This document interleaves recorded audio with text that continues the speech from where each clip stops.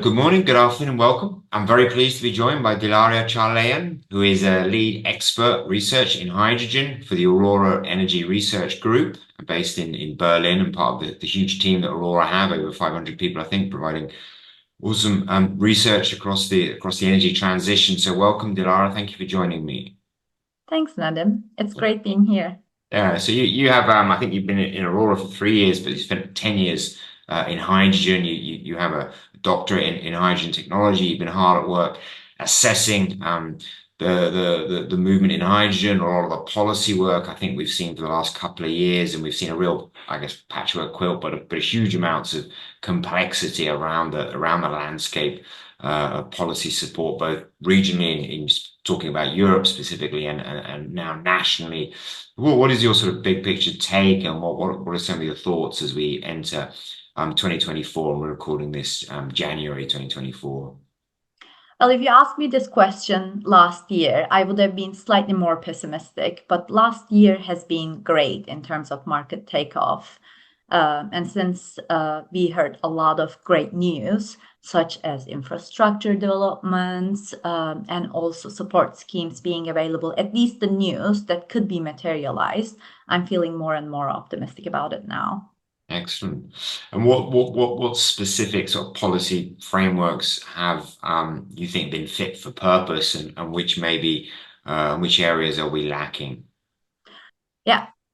So all these support schemes that were announced and auctions that started taking place last year have been very generous. UK's hydrogen allocation round, European hydrogen banks, pilot auctions, as well as Germany's H2 Global initiative. Though the last one is, I think, not as successful as anticipated in the beginning because of some challenges, mostly in the timeline, I would say. But all of them provide a very good support for hydrogen suppliers, Yeah. as much as 4.5 euros per kilogram, which is like Wow. half of what it might cost. Yeah. And in terms of areas where we need sort of further regulation, or you think regulation isn't going to be fit for purpose, is that sort of beyond some of the production side? I think we are making a lot of progress. I don't want to sound too pessimistic about it. We have Yeah, been making a lot of progress in terms of regulation. However, there are a lot of things we need to unpack, especially in terms of global trading of hydrogen. What sort of a standard are we using? How can we bring hydrogen from non-European countries to the European countries? Which ones would be eligible for these support schemes I mentioned earlier? Is a challenge because there's not a global standard you could use for international trading. And international trading will definitely be needed as laid out in the Repower EU package. yeah. And in terms of the is there potential for also capturing different parts of subsidy? I'm thinking specifically, obviously, of the IRA, and being able to import in hydrogen from the US.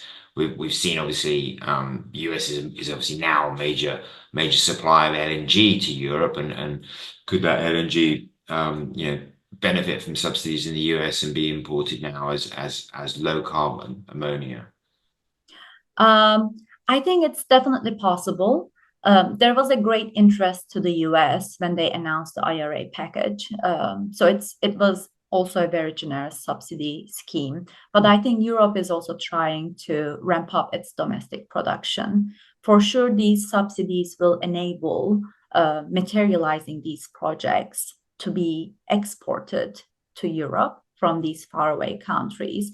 But how hydrogen will be transported, how the infrastructure is going to look like, is something that has a lot of uncertainties right now because shipping is a great idea. Converting it into ammonia is a great idea. But how are you going to use it in Europe? Are you going to crack it back to hydrogen, which is very costly? And in terms of even when it arrives in Europe, how do you get it from the coast to the demand points? And do we need more work around? Yeah, clearly pipelines, I think, are going to have to serve a purpose here. Exactly. The off-takers are distributed all over the continent, and we have a good plan in terms of like, yeah, let's bring this hydrogen to ports, or let's try to unleash the potential of Northern Africa or Middle East with their great solar and wind potentials. But how are we going to distribute this to off-takers in Europe, and how this imported hydrogen or any molecule that is a hydrogen derivative will be transported to the off-taker is something we might have overlooked a little bit in the past. Yeah. But there are some initiatives on this one as well. There's European Hydrogen Backbone, which plans converting a massive amount of pipeline network across Europe. But there, the momentum is lacking. We have a lot of words around these great ambitions, but the actual materialization of these projects are still not there yet. So, in terms of, I guess, sort of big picture, we've seen a good body of work, I guess, around the production side. We're seeing, some good activities, some good projects coming together. There still needs to be sort of final pieces coming into play.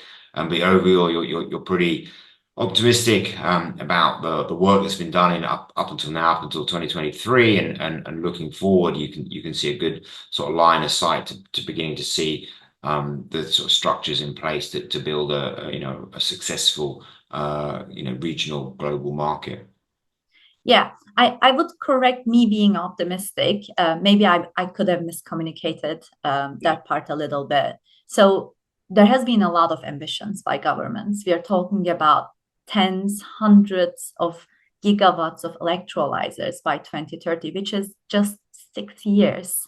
Yeah. So we are not expecting that to happen. I'm pretty sure we are not going to hit all these targets laid out by individual European members or on a European level. However, whether it would be whether it would happen or not was a question, and now we are actually taking actions and materializing them. So we are going to be far away from these ambitions, pledges, but we are going to see some hydrogen being produced all over the world and used in Europe. Yeah, I mean, certainly it's tough to sort of build an industry and try and double each year. And certainly, I think the statistics are we're still maybe have achieved a gigawatt of electrolyzers last year. So, and that's after 2 years of doubling. In terms of the work that you do with your clients, what are some of the requests that you're getting, and what are some of the clients? What are the market asking? So at Aurora, we have a very deep understanding of power and commodities markets. We could link all these things to draw insights for hydrogen. A couple of questions we could answer are, how could you deal with your power procurement? How can you maximize your profits, minimize your costs for hydrogen, which is a big concern because it's an expensive commodity. And also how the market is developing, where you could find your off-takers, or will there be potential off-takers, are things that we will be looking at Aurora. And we could support our clients by combining this knowledge with actual policy and regulatory framework to reflect the reality as much as possible. Yeah, I can imagine there's going to be a huge demand, or is a huge demand for that, in terms of the complexity as we sort of enter decarbonization and stacking, molecules along with electrons, and so up until now it's been fairly easy in terms of sort of decarbonization of electricity, or certainly that pathway. But now comes the tough stuff. The really hard to abate sectors is going to have a lot of challenges. So thanks a lot for the work you're doing. We look forward to hearing more from Aurora Energy Research, and indeed having you speak at the World Electrolysis Congress, which is fast approaching us in Düsseldorf, 4th to the 7th of March. So many thanks, Dilara. Take care, and we look forward to speaking to you soon. Thanks, Nadim. Thanks for having me here.